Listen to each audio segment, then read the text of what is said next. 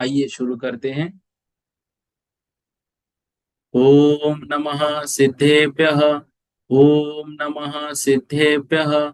ओम नमः सिद्धेभ्यः।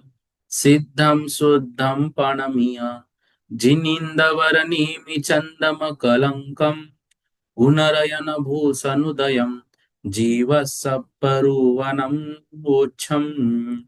बोलो देवादिदेव 1008 श्री हंसनाथ भगवान की जय। देवादिदेव 1008 श्री नेमिनाथ भगवान की जय। देवादिदेव 1008 श्री बाहुबली भगवान की जय। सिद्धांत चक्रवर्ती आचार्य श्री नेमि चंद्राचार्य महामुनिराज की जय। संत शिरोमणि आचार्य गुरुवर विद्यासागर जी महामुनिराज की जय। विद्याकुल शिरोमणि आचार्य श्री समय सागर जी महामुनिराज की जय। निर्यापक महाश्रमण मुनि पुंगव श्री सुधा सागर जी महामुनिराज की जय। समस्त मुनि संघ की जय। विगत दिनों से जो कक्षा हमारी चली आ रही है, उसमें हम सभी लोगों ने अभी तक जो वर्णन पढ़ा है, उसके लिए हमें यह बात ध्यान से समझनी है कि प्रतिदिन जो विषय हो रहा है, उस विषय का रिवीजन हमको थोड़ा सा स्वतः भी करना है, तभी हमको आगे की बातें समझ में आएगी। ठीक है। अब देखिए, ये जो ज्ञान मार्गना का विषय हम पढ़ रहे हैं, इसमें एक एक ज्ञान के बारे में हम समझ रहे हैं। ज्ञान मार्गना में जो 5 प्रकार का ज्ञान है, उस ज्ञान को कहाँ पे कैसे बांटा है, यह सब विषय हम पढ़ रहे हैं। तो कल की कक्षा में जो विषय हमने पढ़ा था,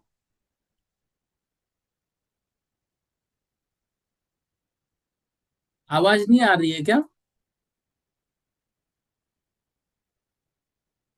कोई भी एक जन मैसेज कर दो, आवाज आ रही है कि नहीं आ रही है। कुछ लोगों के मैसेज आ रहे हैं, आवाज नहीं आ रही है।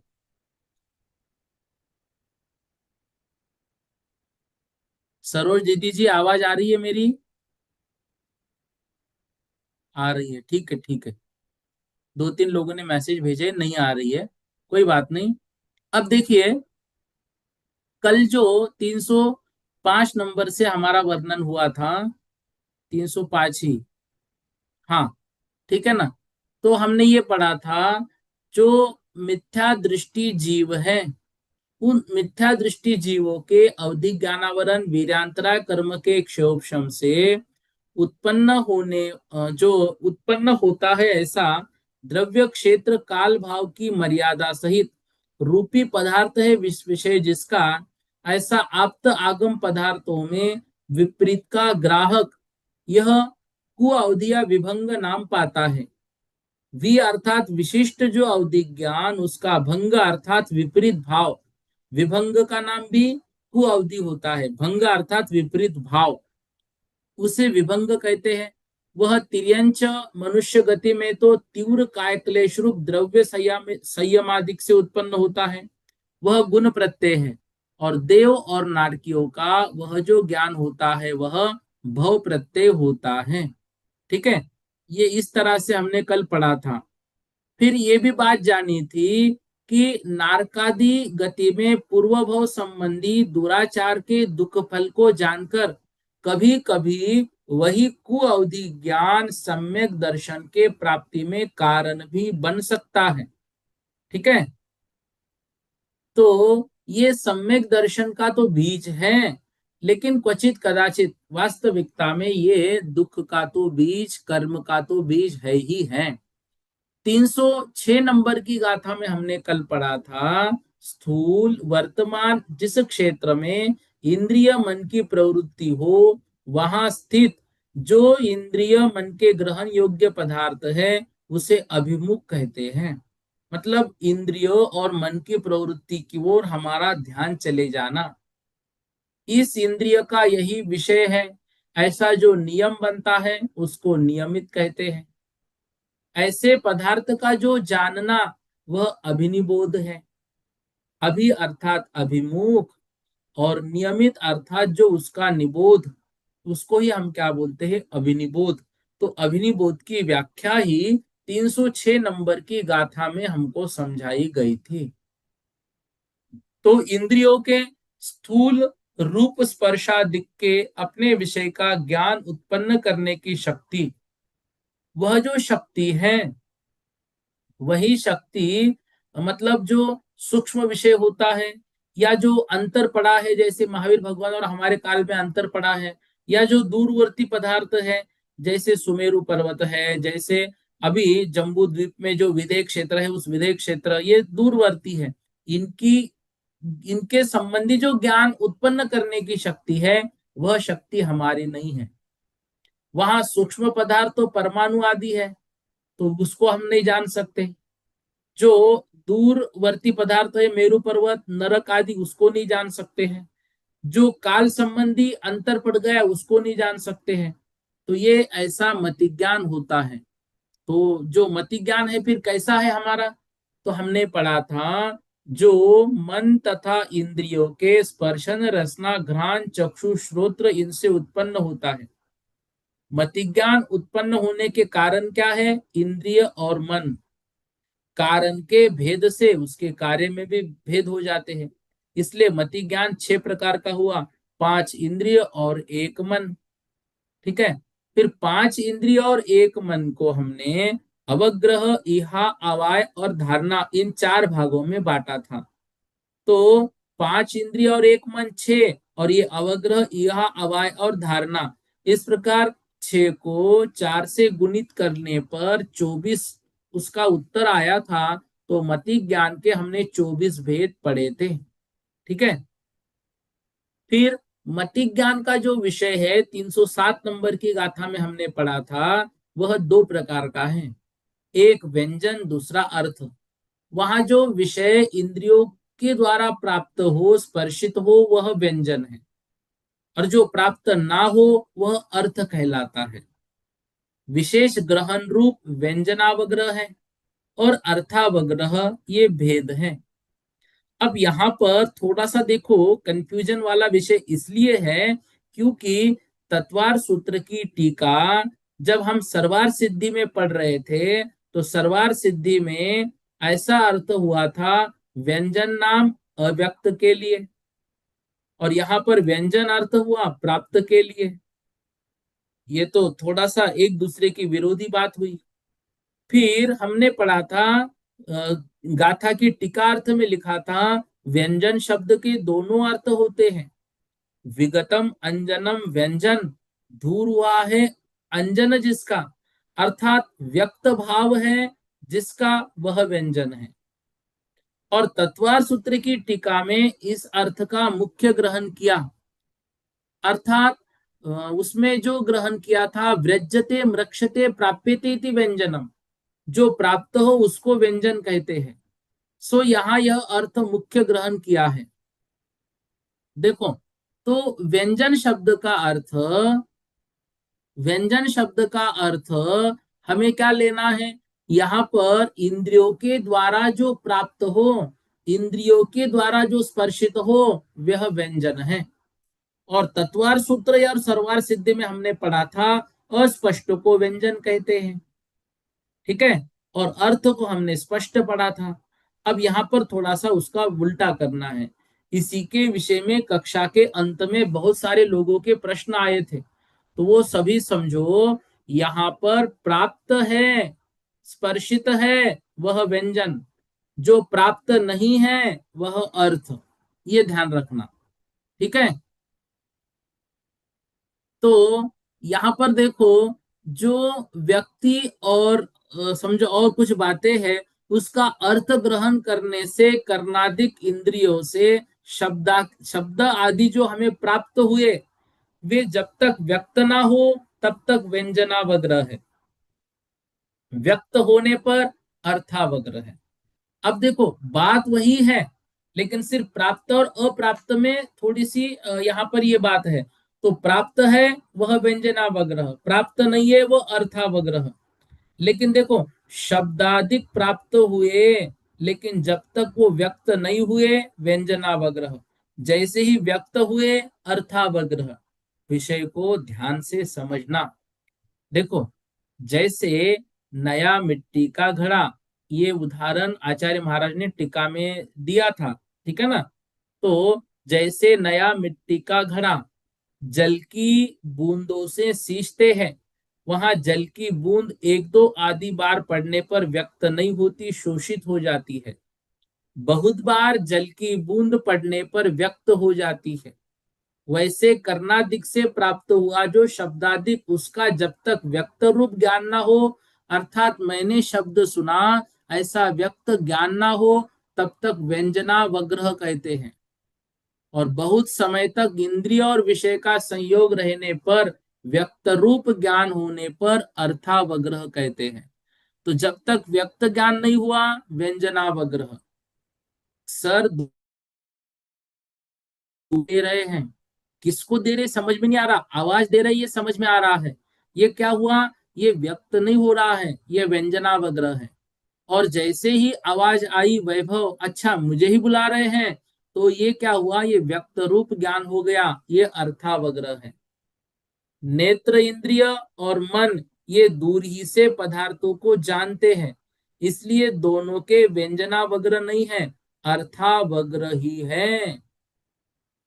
नेत्र इंद्रिय और मन ये दूर ही से पदार्थों को जानते हैं, मतलब पदार्थों को स्पर्श करने की आवश्यकता नहीं है, दूर से ही हमको दिखाई देता है। अच्छा वहां पर पेड़ है, मन ने समझ लिया, क्योंकि मन वहां पे कभी जाकर आया हुआ होता है। हाँ हाँ वहां पर पेड़ है, तो ये मन यहाँ बैठे बैठे भी हमारे बचपन की कुछ खेल की बातों को भी याद करके लाता है। तो ये क्या है, यह अर्थावग्रह है, क्योंकि स्पष्ट को जानता है। और व्यंजनावग्रह अव्यक्त को जानता है। जैसे कर्णादिक से दूर शब्दादिक को जानते हैं, वैसे नेत्र से वर्ण जानते हैं, उसको प्राप्त कहा और इसको अप्राप्त कहा। ये थोड़ा सा कंफ्यूजन वाला विषय आप दूर कीजिए, देखो और इसको समझिए। जो शब्द दूर होता है उसको यह नहीं जानता। दूर उत्पन्न हुए शब्द के निमित्त से आकाश में जो अनेक प्रकार के स्कंद स्थित हैं, वे शब्द रूप परिणमते हैं।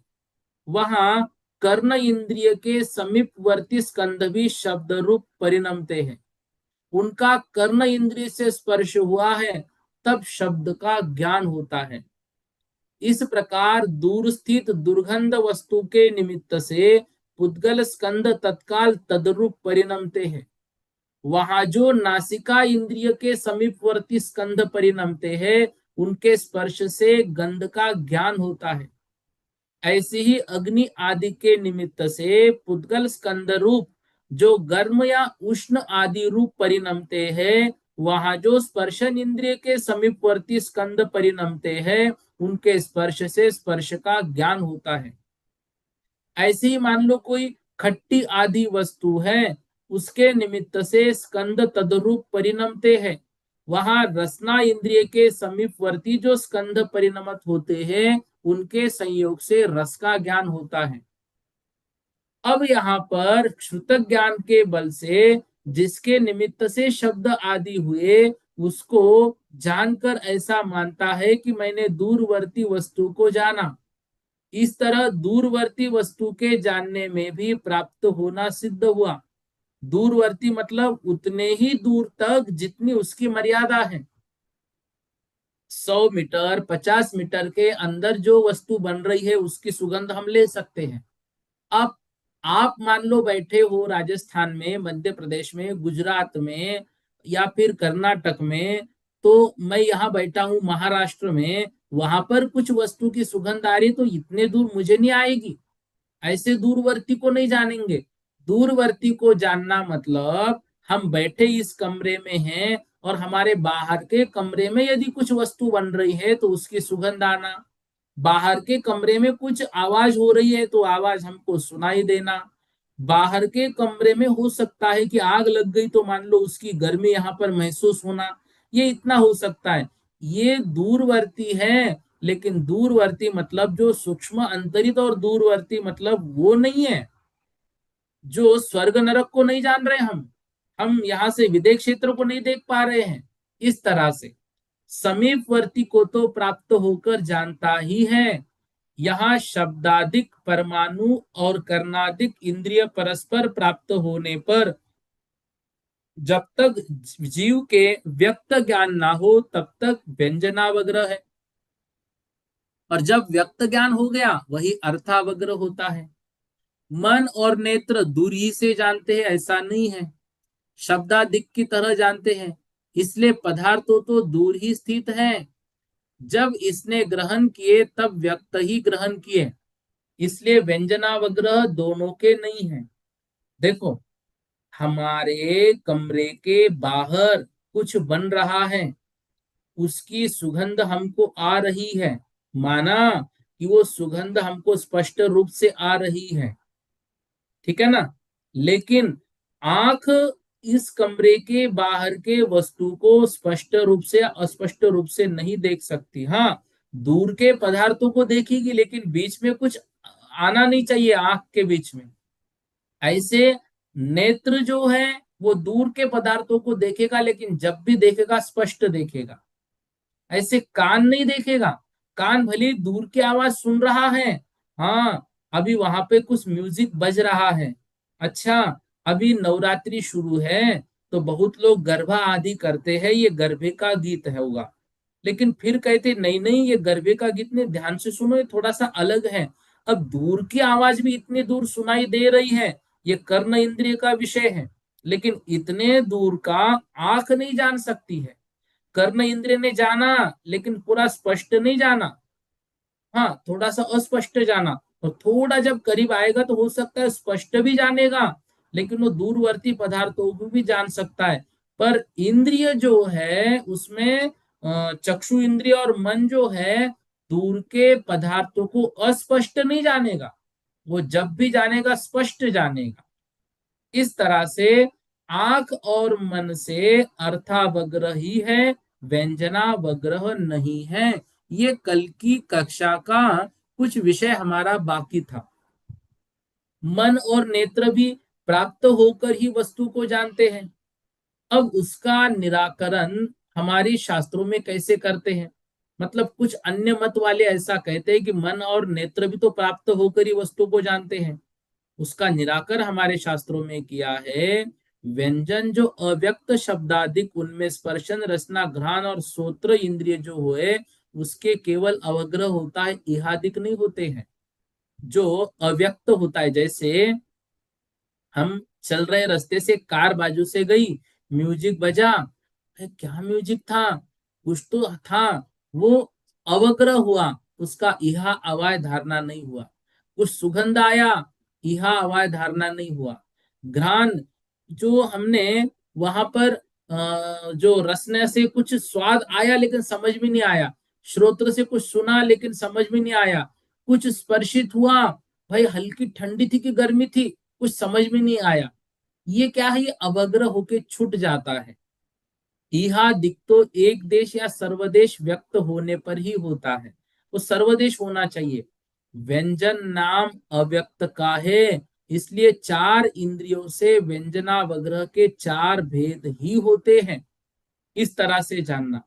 और अर्थावग्रह जो है वो आंख और मन से होता है, इसको वैसे ही हमको समझना। ठीक है, इस तरह से 307 गाथा तक लगभग हमारा विषय हो गया था। ठीक है ना? ये 7वीं गाथा को हम पढ़ रहे थे।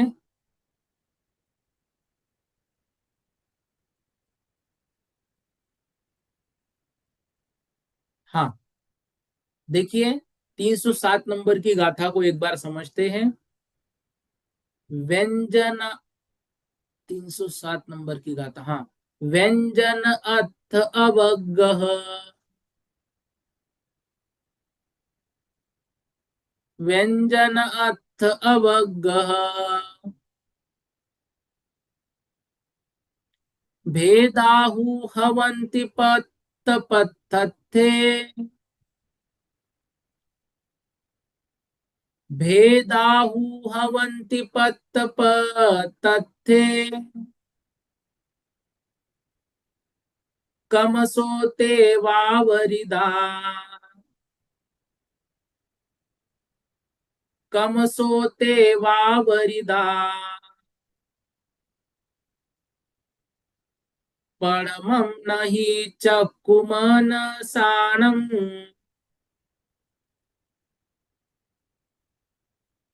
परमं नहि चक्षुमनसानम्।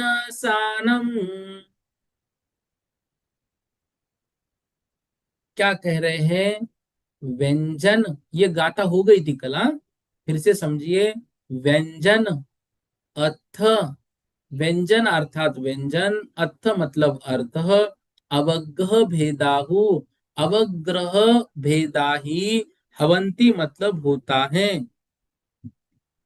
पथ अपथ अर्थे, प्राप्त और अप्राप्त अर्थ में, कमसो, कम से, वावरिदा, व्याप्त हो जाता है। पढ़मम, पहला, नहीं, चक्षु मनसानम, चक्षु और मन से नहीं। क्या कह रहे हैं? मति ज्ञान का विषय दो प्रकार का है, एक व्यंजन, एक अर्थ। वहां जो विषय इंद्रियों द्वारा प्राप्त हो, स्पर्शित हो, वह व्यंजन कहलाता है। जो प्राप्त ना हो वह अर्थ कहलाता है। उनका विशेष ग्रहण रूप व्यंजनावग्रह और अर्थावग्रह, इस तरह से ये भेद होते हैं। ठीक है। अब देखिए, इस बात को अभी हमने विशेष रूप से समझा। अवग्रह के दो भेद किए, एक व्यंजनावग्रह, दूसरा अर्थावग्रह। जो प्राप्त अर्थ के विषय में होता है उसको व्यंजनावग्रह कहते हैं, और जो अप्राप्त अर्थ के विषय में होता है उसको अर्थावग्रह कहते हैं। ये पहला जो व्यंजनावग्रह है, पीछे जो अर्थावग्रह है, क्रम से होते हैं। व्यंजनावग्रह चक्षु और मन से नहीं होता। अब यहाँ पर जो प्राप्त और अप्राप्त अर्थ है वो ध्यान से देखो। प्राप्त विषय के विषय में व्यंजनावग्रह होता है।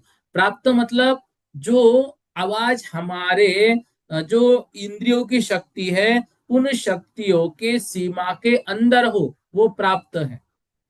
और उन इंद्रियों की सीमा के शक्ति के बाहर हो, वो अप्राप्त है। भाई, एक 100 मीटर तक की आवाज हमको सुनाई देती है, वो प्राप्त है। अब यदि वो स्पष्ट सुनाई दे रही है तो अर्थावग्रह है, और स्पष्ट सुनाई दे रही है व्यंजनावग्रह है। 100 मीटर के अंदर की किसी वस्तु की सुगंध हमको आ रही है, स्पष्ट आ रही है, अर्थावग्रह। अस्पष्ट आ रही है, व्यंजनावग्रह। ऐसे ही कुछ हमको स्पर्शित हो रहा है, अभी गर्मी है कि ठंडी समझ में नहीं आ रहा है, लेकिन कुछ अलग सा हमको महसूस हो रहा है। क्या बारिश आने वाली है, या क्या अभी बहुत ज्यादा धूप गिरने वाली है, ये वातावरण कैसा है, ये व्यंजनावग्रह। अस्पष्ट, स्पष्ट हुआ नहीं, ठंडी हवा है, ये अर्थावग्रह है। ठीक है ना। तो स्पर्शन, रसना, घ्राण और कर्ण, इनसे ये प्राप्त अप्राप्त है। अब जो अर्थावग्रह है वह अप्राप्त अर्थ के विषय में होता है। मतलब अर्थावग्रह क्या है? अर्थावग्रह हमेशा होता तो स्पष्ट ही होगा, वो अप्राप्त के इसमें होता है। मतलब जो हमारे आंख से वो दूर है वह हमें होगा ही नहीं। अर्थावग्रह जब भी होगा वो प्राप्त के विषय में होगा। ठीक है ना। मतलब जो हमारे शक्ति के अंदर है, चक्षु इंद्रिय जिसको देखेगा स्पष्ट देखेगा, स्पष्ट नहीं देखेगा। मन जिसको देखेगा स्पष्ट देखेगा, अस्पष्ट नहीं देखेगा। इंद्रियों से प्राप्त संबंध अर्थ को व्यंजन कहते हैं, अप्राप्त संबंध पदार्थ को अर्थ कहते हैं। इनके ज्ञान को व्यंजनावग्रह और अर्थावग्रह कहते हैं। तो प्राप्त के संबंध में व्यंजन होता है, अप्राप्त के संबंध में अर्थावग्रह होता है। अब यहाँ पर देखिए, शंका की है आपकी टीका में, ग्रंथ में देखो, राजवार्तिक आदि में व्यंजन शब्द का अर्थ अव्यक्त है, मतलब अस्पष्ट है, और यहाँ पर प्राप्त अर्थ किया है, इसलिए परस्पर विरोध समझ में आ रहा है। आचार्य उत्तर दे रहे हैं, व्यंजन शब्द के अनभिव्यक्ति तथा प्राप्ति दोनों अर्थ होते हैं, इसलिए इसका अर्थ समझना चाहिए कि इंद्रियों से संबंध होने पर भी जब तक प्रकट ना हो तब तक उसको व्यंजन कहते हैं, प्रकट होने पर उसको अर्थ कहते हैं। अतएव चक्षु और मन के द्वारा व्यंजनावग्रह नहीं होता है। क्यों? क्योंकि वे अप्राप्तकारी हैं। जिस तरह नवीन मिट्टी के सकोरा आदि पर दो पानी की बूंदे पड़ने से व्यक्त नहीं होती, भाई पता नहीं चलता है कि दो पानी की बूंदे गिरी, चलो चलो कुछ नहीं होता है, किंतु अधिक बूंद पड़ने से व्यक्त हो उठती है। इसी तरह श्रोत्रादिक के द्वारा प्रथम अव्यक्त शब्दादिक के ग्रहण को व्यंजनावग्रह कहते हैं, और उसके प्रगट रूप ग्रहण करने पर अर्थावग्रह कहते हैं। व्यंजन पदार्थ का अवग्रह ही होता है, इहा आदिक नहीं होते। वह चक्षु तथा मन से नहीं होता, शेष इंद्रियों से होता है। इसलिए चार इंद्रियों की अपेक्षा व्यंजनावग्रह के चार ही भेद होते हैं। पूर्वोक्त 24 भेदों में इन चार भेदों को मिलाने पर मति ज्ञान के 28 भेद होते हैं। ऊपर की गाथा में जो 24 भेद बताए हैं वे केवल अर्थ के विषय में हैं। इस गाथा में व्यंजन विषयक अवग्रह के चार भेद गिनाए हैं। इस तरह दोनों के मिलाकर 28 भेद हो गए। व्यंजनावग्रह और अर्थावग्रह दोनों मिलाकर 28 भेद, सिर्फ अर्थावग्रह लेंगे तो 24 भेद। ऐसा हमको यहाँ पर समझना चाहिए। ठीक है, देखिए एक गाथा आज हमको पढ़नी है 308 नंबर की। यहां तक का विषय हो गया था, लेकिन लास्ट में बहुत लोग कंफ्यूज थे, इसलिए इस विषय को दोबारा से लिया। हाँ, ये 308 नंबर की गाथा भी हो गई थी, फिर से इसको समझ रहे हैं। उच्चारण कीजिए एक बार। विषयानम विषयीनम, विषयानम विषयीनम, विषयानम विषयीनम, संजोगानन्तरं हवे नियमा, अवगहनानं गहिदे, अवगहनानं गहिदे, विशेष कंखा हवे इहा, विशेष कंखा हवे इहा।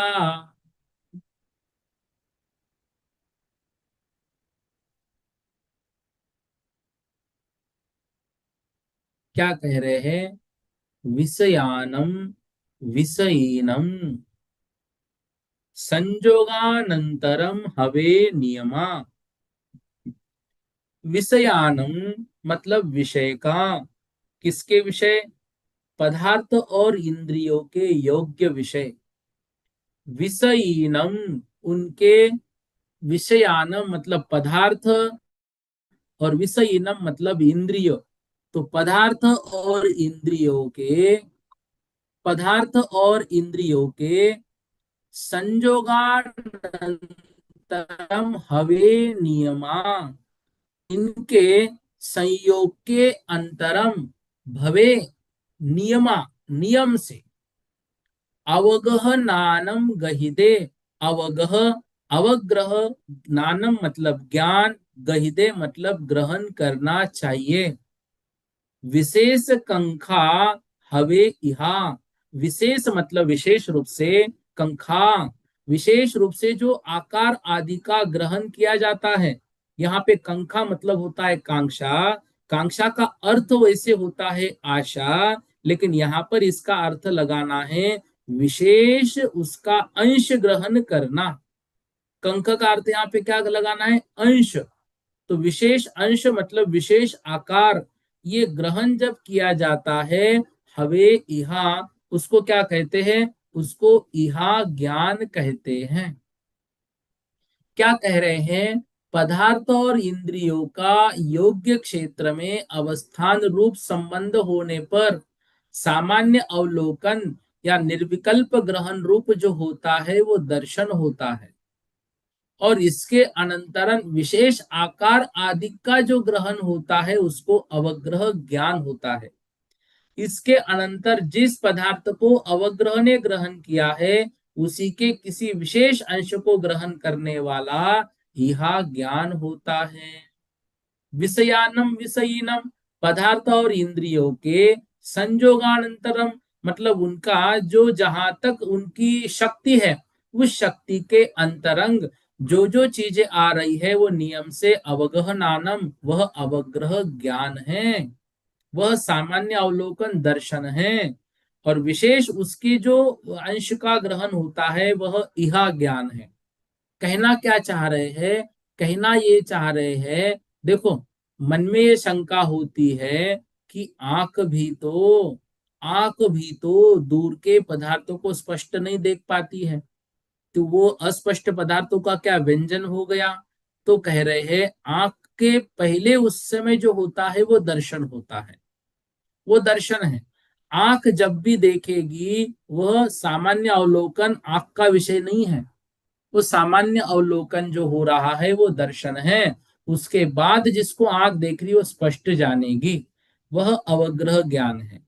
और उसको जानने के बाद उसके किसी विशेष अंश को जानकर हाँ ये वही है, इस तरह का जो ज्ञान होता है वह ज्ञान इहा होता है। वह ज्ञान क्या होता है? इहा होता है।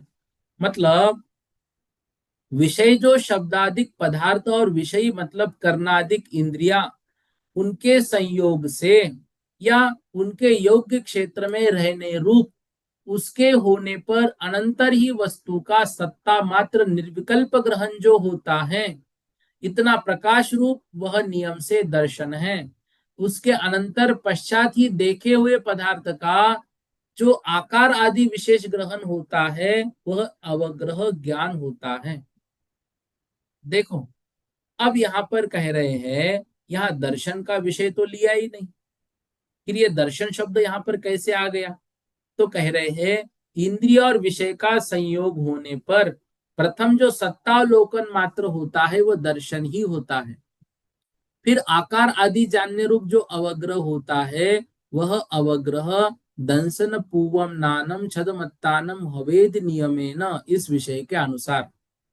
तो जीवों के जो भी जीव होते हैं उन सभी जीवों के नियम से ज्ञान जो होता है वो दर्शन पूर्वक ही होता है। ये हमने मेरे ख्याल से द्रव्य संग्रह में हमने पढ़ा था।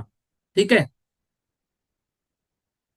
अब यहाँ पर जो अर्थवग्रह और व्यंजनावग्रह है उसमें ये बात बता रहे हैं, अवग्रह से जो ग्रहण हुआ था कि ये सफेद वस्तु है, लेकिन जो पंख उसके हिल रहे थे तो बगुला रूप हमने जाना था, ये ध्वजा नहीं है बगुला है। ठीक है ना? तो ये जो अलग से इसका विशेष अंश देखकर कुछ ज्ञान हमें होता है तो यह है। बगुलों की पंक्ति है, ध्वजा है, इस प्रकार संशय रूप ज्ञान का नाम इहा नहीं है। वहां का एक कुछ अंश हमने स्पष्ट जान लिया, नहीं ये तो पंख फेर रही है, बगुले की पंक्ति है, ये कपड़ा नहीं है, इस तरह से। तो यहां पर अभी जो हो रहा है, इहा कभी भी संशय विपर्य नहीं होता है, इहा होता है स्पष्ट। जो वस्तु है उसका यथार्थ रूप ऐसा ज्ञान करना कि ये वस्तु वही है, ऐसी ही होगी, उसकी प्रतीति जो हो रही है उसका नाम इहा है। अवग्रह से इहा में विशेष ग्रहण होता है, इसलिए इसमें मति ज्ञानावरण का क्षोभम अधिक होता है। तो मति ज्ञानावरण अवग्रह से मति ज्ञानावरण जो इहा ज्ञान हो रहा है उसका क्षोभम हमारा कैसा होगा? अधिक होगा। यहाँ उदाहरण दे रहे हैं, जिस तरह किसी दाक्षिणात्य पुरुष को देखकर यह कुछ तरह का महासामान्य रूप अवलोकन होता है उसको दर्शन कहते हैं। इसके अनंतर यह पुरुष है, इस तरह के ज्ञान को अवग्रह कहते हैं। और इसके अनंतर यह दाक्षिणात्य ही होना चाहिए, इस तरह विशेष ज्ञान को इहा कहते हैं। इस तरह से यहाँ तक आज हम पढ़ लेते हैं। इससे संदर्भित जो भी कुछ शंका है आप पूछ सकते हैं।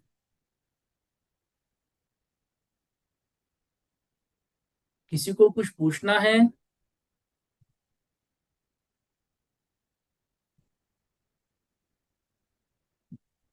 आज की कक्षा में जो पढ़ा उस विषय से कोई शंका है?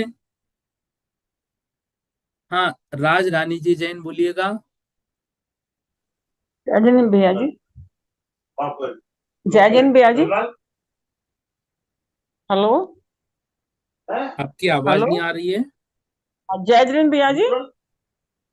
एक बार फिर से बोलिए।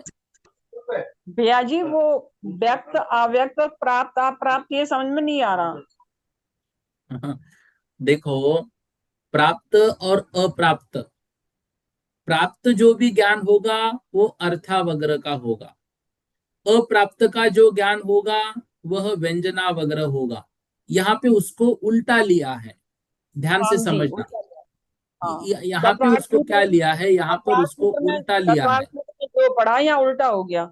हाँ, इंद्रियों से प्राप्त संबंध को यहाँ पर व्यंजन कह रहे हैं और हाँ जी। अप्राप्त असंबंध पदार्थों को अर्थ कह रहे हैं। हम्म। तो इनके ज्ञान को क्रम से व्यंजनावग्र और अर्थावग्र कहते हैं। तो जो अभी प्राप्त देखिए। संबंध को हुआ वो व्यंजनावग्र, अप्राप्त हम्म। संबंध पदार्थों को अर्थावग्र। अब यहाँ पर ये कह रहे हैं कि जैसे आपने कहा तत्वार सूत्र आदि में मतलब अव्यक्त पदार्थ का जो है यहाँ पर व्यंजन लिया था, मतलब राजवार्तिक ने व्यंजन शब्द का अर्थ अव्यक्त किया है और यहाँ पर प्राप्त अर्थ हाँ किया है। जी। तो अव्यक्त और प्राप्त ये एक हाँ। दूसरे के बिल्कुल विपरीत है, इसलिए यहाँ पर परस्पर जी। विरोध हो रहा है। तो आचार्यों ने कहा व्यंजन शब्द के अनभिव्यक्ति तथा प्राप्ति दोनों अर्थ होते हैं, इसलिए इसका ऐसा अर्थ समझना चाहिए कि इंद्रियों से संबंध होने पर भी जब तक प्रकट ना हो तब तक उसको व्यंजन कहते हैं। तो व्यंजन को यूं समझना, हम्म। व्यंजन किससे हो रहा है? आंख और मन को छोड़कर बाकी चार इंद्रियों से। इतनी बात तो क्लियर चार है? चार। हाँ बराबर जी, है। चार क्रिया हो रहा है, हाँ जी। हाँ। अब यहाँ पर व्यंजन को प्राप्त कह रहे हैं। प्राप्त हाँ। कहने का मतलब यहाँ पर यूं समझना, इन चार इंद्रियों की शक्ति जहां तक है उसके अंतर के शब्दों को ही, उसके अंदर के खुशबू को ही तो ये सूंघ पाएंगे, उसके बाहर को तो नहीं सूंघ पाएंगे। समझ रहे हैं? हाँ जी। हाँ। हाँ, तो उसको कहते यहाँ पर प्राप्त। प्राप्त का अर्थ यहाँ पर समझना, इन चार इंद्रियों की शक्ति जहां तक है उतने ही पदार्थों को जानेंगे।